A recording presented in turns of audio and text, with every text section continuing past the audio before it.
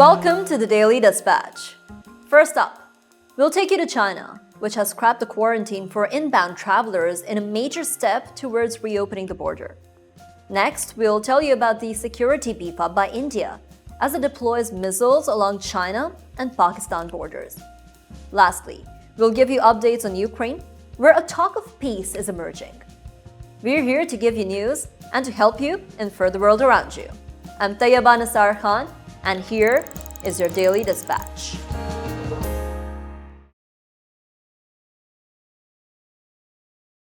In our previous dispatches, we updated you on China's COVID policies.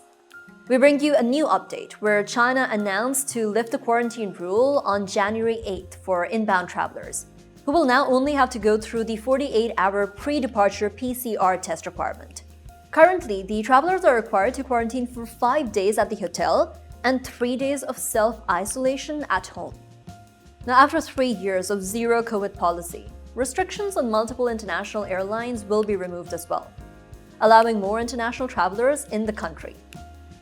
China, the second largest global economy, remained cut off from the world, impacting not only the local economy and their GDP, but also the global supply chains. The forecasts have shown that China's GDP will grow less than 3.2% this year, which falls well below the target of 5.5%, making 2022 the slowest year for the country's GDP growth. COVID has negatively impacted China's export industry, with labor shortages experienced by more than 80% of Chinese manufacturers. In 2021, approximately 30% of the world's goods were manufactured in China. However, exports fell to the lowest since May 2020 due to the decreasing international demand. China has been dubbed as the factory of the world for nearly 4 decades, ushering in an era of globalization and interconnected supply chain. However, every aspect of supply chain, from procurement of raw material to the end consumer product, has been impacted by coronavirus. While the sudden switch of COVID policy on December 6th has been welcomed by businesses, it comes with its own risks and costs. With COVID cases hitting 1 million in a major industrial province, Zhangjiang, and the forecast predicting cases to rise over 2 million after the Chinese New Year, challenges continue to hamper the manufacturing and production.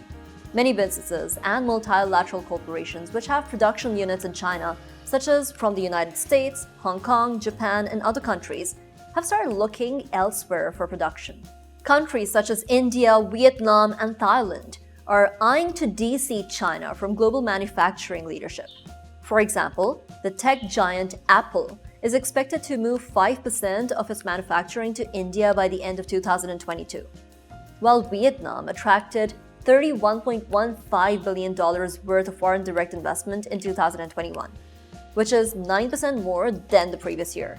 With the ease of inbound COVID travel restrictions, China signaled that it will shift back its focus on growth to boost the economy.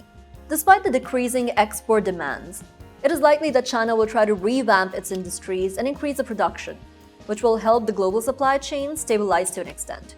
However, with escalating geopolitical competition and a quest by different countries to gain leadership in manufacturing industries, it remains to be seen how China will navigate through. Next, we'll tell you about India's Ministry of Defense, which has cleared the procurement of over 120 Prale tactical missiles for deployment along the Pakistan and China border. Now, the missile is capable of taking out targets from 150 to 500 kilometers. The canisterized missile can carry a conventional warhead of about 350 to 700 kilograms. Prale will make up part of India's rocket force along with the other conventional platforms, such as Pinaka, Smerch, and BrahMos. Now, India, as part of its Land Warfare Doctrine 2018, plans to develop missiles of various ranges, including conventional and nuclear-capable warheads. It has recently been investing resources in the procurement and augmentation of precision-guided munitions, which were used by India against Pakistan in the military crisis of 2019, and also a different range of missiles. Now, with incorporation of these capacities, India will enable standoff targeting without crossing borders. Recently, questions were also raised on the safety protocols of India's missiles, when in March 2022, an unarmed BrahMos cruise missile accidentally fell inside Pakistani territory, prompting Islamabad to question the conduct of New Delhi, capital of nuclear state, and raise doubts about the safety protocols. It rejected an earlier investigation by India, which found 3 other officers responsible for the launch. Pakistan rejected these findings and demanded an impartial investigation to find out the nature of the accident.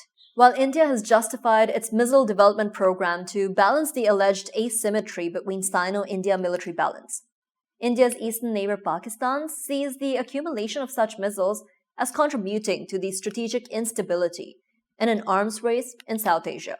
While experts in India consider this development consistent with its no first use policy of nuclear weapons, analysts in South Asia fear incorporation of such platforms in military operations lowers the threshold of use in the conflict and may enable New Delhi to carry out the aggressive actions against its primary military competitor, Pakistan, in the event of a war or military crisis.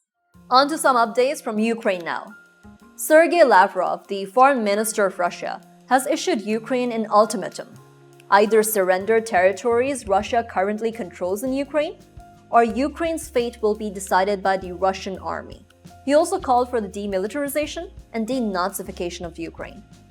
Moscow annexed the Donbas region along with Kherson and Zaporizhia soon after the war began in February 2022.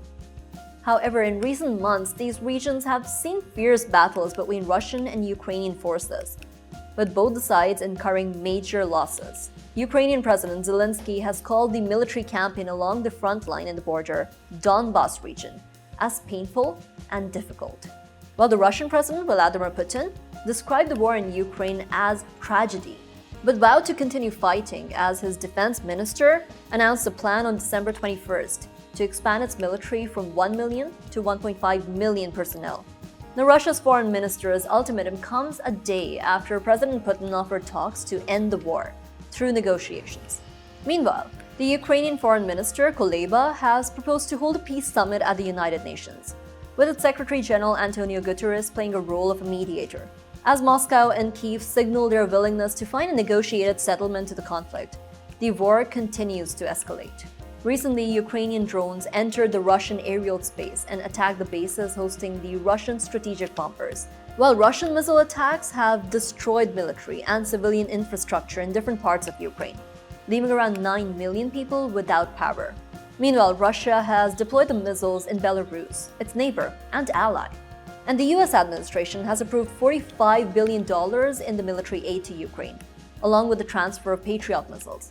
As peace offers run in parallel with an escalating war, the former is being seen as a window of opportunity and signaling that both the warring parties realize that ultimately peace negotiation can end this war, while the latter reduces any prospect of the end of hostilities. However, there is no end to the violence in sight. And unfortunately, it seems there are more miseries on the way for both sides and humans trapped in the war before a peaceful solution ends the conflict. Next on the dispatch, we'll talk about an ignored humanitarian crisis. According to a statement by the UNHCR's Asia-Pacific Twitter account, a boat with 180 Rohingya persons on board has been missing since December. According to reports, the boat had set sail off the coast of Bangladesh along with another boat, carrying the Rohingya migrants seeking better living conditions. The second boat was rescued around the Sri Lankan coast earlier and was in need of immediate medical attention. According to the UNHCR and family members who were in contact with their loved ones, the ship might have started to crack around early December when family on shore lost contact. If fears of the ship capsizing are confirmed, this would mark 2022 as one of the worst years for the dead and missing, after 2013 and 2014, when 900 and 700 Rohingya died or went missing in the Andaman Sea and the Bay of Bengal, after the intercommunal violence forced them to flee. One of the world's most persecuted communities, the Rohingya Muslims, often flee towards the Muslim countries in South and East Asia in hopes of dignified living conditions. Host states in the global South, including Bangladesh and Pakistan, often struggle to provide adequate provisions due to their economic and policy challenges. The Rohingya community's return to the home state of Myanmar is also a perilous prospect, considering the genocidal violence exacted against the ethnic community and the state's refusal to protect and even recognize their citizenship status. Remember the Islamic State from the Middle East? we have an update. An attack by the Islamic State has killed 6 fighters of the Syrian Democratic Forces in Raqqa, northeast of Syria. The Kurdish-led SDF has been at the forefront of the counter-terrorism fight against the Islamic State in Syria. Although considerably weakened, these sleeper cells of IS continue to carry out the sporadic attacks in Syria. Islamic State at one point in time controlled 1/3 of Syria, mostly in the east and the south. Kurdish militias, along with support from the US, defeated IS. The US has supported the SDF both financially and militarily, and gave them air cover as its ground fighters attacked the strongholds of IS. US support for the SDF has also been a source of tension with its NATO ally, Turkey, which has accused SDF as a front for the People's Defense Units, the YPG, which is affiliated with the militant group of Kurdish Workers' Party, the PKK in Turkey. Ankara has carried out military incursions in northern areas to target the YPG, while Kurdish forces have accused Turkey of undermining their fight against Islamic State. And lastly, Taiwan's defense minister, Chiu Ku-cheng, announced that the government is mulling an option to extend the 4-month compulsory military service to 1 year.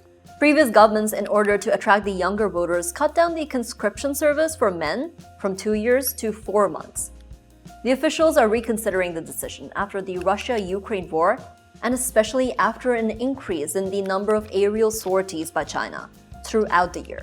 Although analysts predict that an attack or takeover by China may not be imminent, the United States continued to invest in Taiwan's military capabilities to prevent a forceful takeover. Taiwan is a red line for both the US and China. Any greater support towards a de jure declaration of independence will also provoke a conflict over Taiwan between the United States and China. Experts have also warned the United States and China of greater costs for both the countries and for the world due to a direct confrontation over Taiwan. With the experts struggling to map the economic impact of such a war, it can be said that with the intertwined nature of the global and the Chinese economy, the impact could be greater than the Russia-Ukraine war. Taiwan is seeking to rely on asymmetric warfare to fight China in case of a military conflict. Taiwan also believes extending the conscription service period can enable effective conditioning with modern concepts and platforms. That's all, folks. We'd be happy to receive your feedback and suggestions. We'll be back tomorrow with more bite-sized news that keeps you up to date with what's going on in the country, the region, and the globe. I'm Tayyaba Nisar Khan, and this was your Daily Dispatch.